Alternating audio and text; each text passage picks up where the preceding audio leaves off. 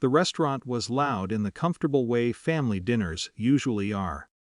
Plates clinked against the table. My cousin kept telling the same story twice, because no one was really listening the first time, and my uncle had already ordered a second round of drinks before the appetizers arrived. It was my birthday, but the evening wasn't really about that. In our family, birthdays for adults were just an excuse to gather everyone in one place. I liked it that way. My aunt sat across from me, smiling the way she always did when she saw the whole family together. She'd flown in from another state earlier that day. She only visited once or twice a year, but whenever she did, the atmosphere felt lighter. Halfway through dinner, after someone had finished a long story about work, she looked at me and raised her glass. "I'm so proud of you, you know," she said. I laughed a little. "For what?" "For finishing school the way you did. I'm just glad that college fund finally helped." She said it casually, like it was something everyone already knew. My fork stopped halfway to my mouth. "Sorry," I said. "What college fund?" For a moment I thought she might be joking.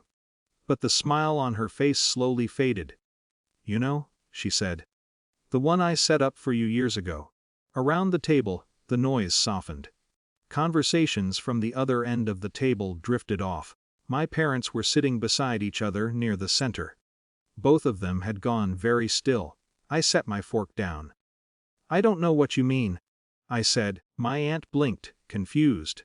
"The education fund," she said slowly. "I set it up when you were 10. Your parents managed it." I felt something strange settle in my chest. Because my college years hadn't looked like that at all. I'd worked 2 part-time jobs. I'd taken out loans I was still paying off. My junior year I'd almost dropped out because tuition was due and my savings had run dry. At the time, my parents had told me they wished they could help, but money was tight. Across the table, my father cleared his throat. "It wasn't exactly like that," he said. No one responded. My aunt looked between him and my mother. "What do you mean?" she asked. My mom folded her hands together in front of her plate. "Well, circumstances changed." The phrase hung in the air like something unfinished. My aunt leaned back slightly. "The fund was specifically for tuition," she said carefully. "I made that clear when I transferred it to you." Transferred. The word landed heavier than everything else. Around the table, people were starting to piece things together. My cousin Jason, who had been quiet most of the evening, reached for his phone. "Hold on," he said.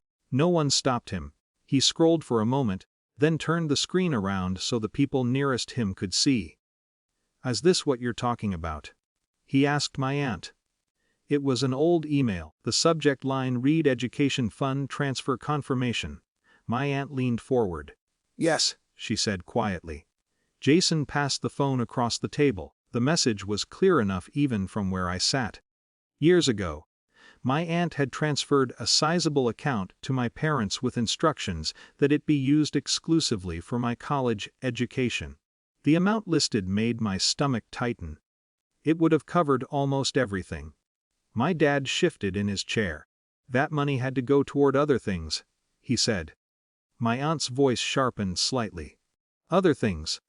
My mom spoke before he could answer. "We had expenses. The house needed repairs. Your father's business had a rough year." The explanation felt oddly distant, like they were describing weather patterns instead of decisions. My cousin lowered his phone slowly. "But you let him take loans," he said. No one answered. I didn't feel angry yet. Mostly I felt like someone had quietly rewritten a part of my past. I remembered the nights I'd stayed up calculating tuition payments. The job I'd taken during my sophomore year, cleaning offices at night. The scholarship applications I'd filled out, because every dollar mattered.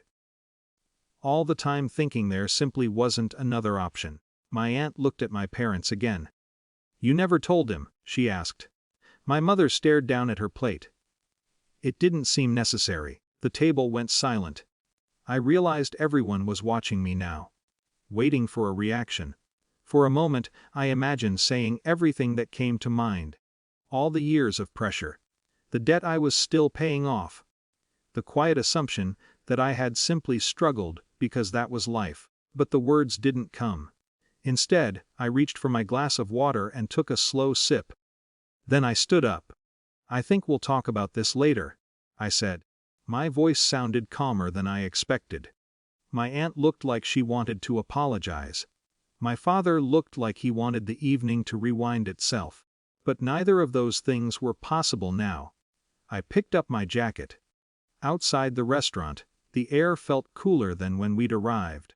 Through the window, I could still see my family sitting around the table. The same people. The same dinner. But something in the middle of it had shifted. For years I'd believed the story of my college struggles was simple bad luck. Now I knew it wasn't luck at all. And once you learn something like that, the past doesn't change. But the way you understand it does.